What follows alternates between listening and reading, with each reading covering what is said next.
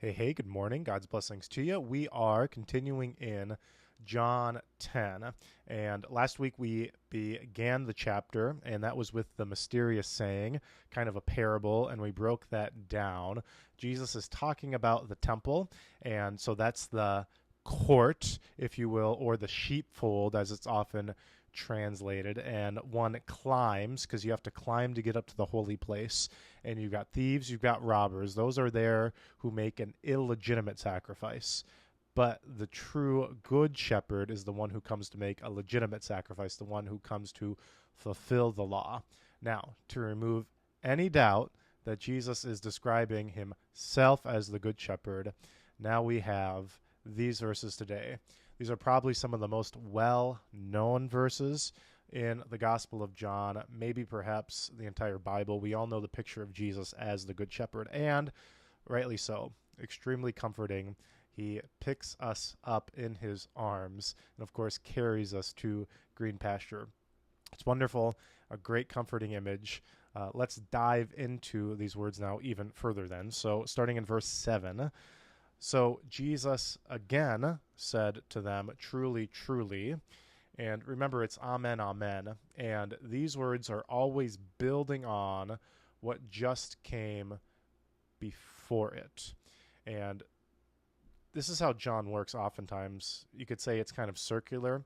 And this is great because what it allows us to do is circle back to a concept and continue to build upon it. And you see this with all sorts of images throughout the Gospel of John, like water, like light. And when you get to another water, like we will in John 13 when he washes the disciples' feet, you're meant to go back and remember, oh yeah, water into wine, John 2. Oh yeah, giving the Samaritan woman water at the well there back in John 4. Now, here in John 10, it's a little more compressed with all the sheep imagery, but just remember, truly, truly, amen, amen, builds on what came before it. So, amen, amen, I say to you, I am the door of the sheep. It could also be translated as gate. It's the same Greek word, both things. Now, here, we'll stick with door, that's fine, because if we go to Revelation 3, and remember, John also wrote Revelation, and this is often called the Johannine corpus, meaning the books of the Bible that John wrote. So they would be all the books that contain John's name, so John, 1st, 2nd, and 3rd John, and then Revelation. So 5 books that John wrote, and they share a vocabulary, and oftentimes the same structure, but that is for a later conversation. What's interesting in Revelation 3 is Jesus says, I stand at the door and knock. Well, here he says that he is the door, and this is the image that I like to play with, is what is Jesus not here in John 10, because he's the good shepherd, right? He's the door. He's going to talk about pasture, which we feed on. Well, what does he said in John 6? He says that he is the bread of life. Oh, yeah, he's going to say later in John 14 that he is the way, the truth, and the life. Oh, in John 11, he's going to say that he is the life. So he's also the life. So he's the shepherd, the door, the pasture. He is the life. Paul will say that Christ is all in all. So we're kind of picking up on that kind of idea here in John 10. With Christ, we have nothing. He comes and fulfills all things. Verse 8, all who came before me are thieves and robbers, but the sheep did not listen to them. Now, this is playing on probably Ezekiel 34. That's a good chapter to go back and read. God describes the bad shepherds of Israel, and this would be the bad priests, the bad kings who don't care for the sheep. Could also be describing the devil, and they do go hand in hand. Remember in John 8, he tells them that you are of your father, the devil, because he is the father of lies. And since you don't believe in me, you're believing a lie, so you're of him. So it's the devil, it's the false priests, it's the false kings. Verse 2, I am the door. Well, there you go. He repeats it. There you go, the circular nature of John's gospel. If anyone enters by me, he will be saved and will go in and out and find pasture. We are going somewhere. Okay. History is going to an end point, and of course that is paradise for us Christians with Jesus in heaven. That's the pasture. So we're not meant to stay still. Jesus is going to lead us out. Verse 10, the thief, and remember this would be Satan and this would be his followers, comes only to steal and kill and destroy. I came that they may have life and have it abundantly. Okay, so the thief comes for only death, but Jesus comes to give life. And remember, he is that life, so there is no life apart from Christ. Verse 11, I am the good shepherd. The good shepherd lays down his life for the sheep. He who is a hired hand and not a shepherd, and so these are people who only work for a paycheck. And this could be applicable to all sorts of areas of life. A mercenary is kind of the derogatory term we often use, somebody who's just working for the paycheck. And that's certainly true here. This would be like if you were a parent and, let's say, a foster parent, and you don't actually care about the kids.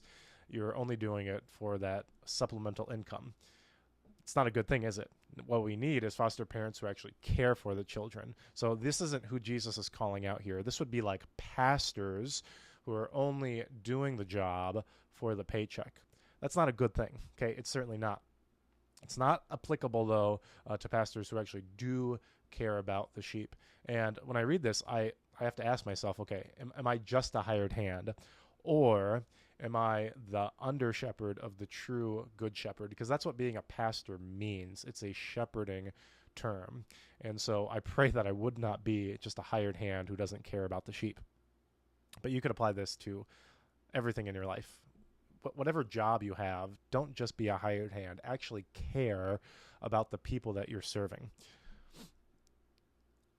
Verse 12, not a shepherd who does not own the sheep, there you go, not taking ownership, sees the wolf coming and leaves the sheep and flees. That makes sense, because if you're doing it just for a paycheck, you're not going to put it all on the line. And the wolf snatches them and scatters them.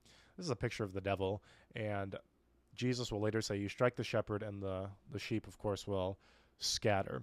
But Jesus is going to say that he loses not even one. Even though they scatter, he's not going to lose one except for the son of perdition. That would be Judas. Verse 13, he flees because he is a hired hand and cares nothing for the sheep. Verse 14, I am the good shepherd. Notice he says it again, just like I am the door. He says it twice. I am the good shepherd. He says it twice. I know my own, and my own know me, just as the Father knows me, and I know the Father. Oh, man, that is so wonderful. This inter-Trinitarian relationship of how well the Father and the Son know each other. And we know Jesus says, I and the Father are one. As good as they know each other, that's how well that Jesus knows us. Extremely comforting. And we're going to pick up on this in John 17. That's the high priestly prayer. Jesus is going to pray, make them one, even as we are one. So Christians, the church, we reflect the Trinity. Huge responsibility. It's crazy that God would pick us to do this, but just as the Father knows the Son, so Jesus knows us. We are called to be one as he is one. And I lay down my life for the sheep. That keeps popping up, and I tried to highlight it in purple. You see it back in verse 11 and verse 15. Make no doubt about it. This is what the Good Shepherd does. He's come to make a sacrifice, and of course, he is the sacrifice. Verse 16, and I have other sheep, and that would be Gentiles, because remember, the primary image here is the temple. And so meeting in there in the inner court, well, that would be the Jews. But now he's going to talk about those outside of it, and they are still sheep. And this is how it works. God saves the whole world through the seed of Israel, but it's not only Israel that is saved. He uses one nation, the Old Testament nation of Israel, to bring about the Messiah who saves the entire world. And so even though people are not a part of Israel in the Old Testament, they are still saved through them. So a good example of this would be Rahab. And she is there in Jericho, not an Israelite, and yet she believes in that promise, and so she too is also saved. Ruth, she's a Moabite, and yet she saves the promise, and then she is the great-great-grandmother of David. Verse 16 continuing, I have other sheep that are not of this fold. I must bring them also, and they will listen to my voice. And so what's the calling card of a sheep? How do you know who's a true sheep? They listen to the voice of Christ. It's really that simple. And Luther says this in the small called articles I think he says even a 7-year-old, I believe is the number he uses, a 7-year-old child knows what the church is. It's sheep who listen to the voice of their shepherd. Really simple. I must bring them also, and they will listen to my voice. So there will be one flock, one shepherd. Notice this, one, one, one. Verse 17, for this reason the Father loves me, because I lay down my life that I may take it up again. There you go. It's all about Jesus laying down his life. Verse 18, no one takes it from me, but I lay it down of my own accord. This is very important to remember because we like to play the blaming game of who's to blame for Jesus' death. And of course, we're all responsible in a particular way. We could all say that we put Jesus on the cross. And yeah, you could say the Romans, you could say the Jews, you could say Pontius Pilate. You got to point the finger right at yourself. But Jesus says that he lays it down. So he's in charge. You'll see this in John 18. When they go to arrest him, Jesus will say, I am. And actually he says it 3 times. And when he says it, they fall over.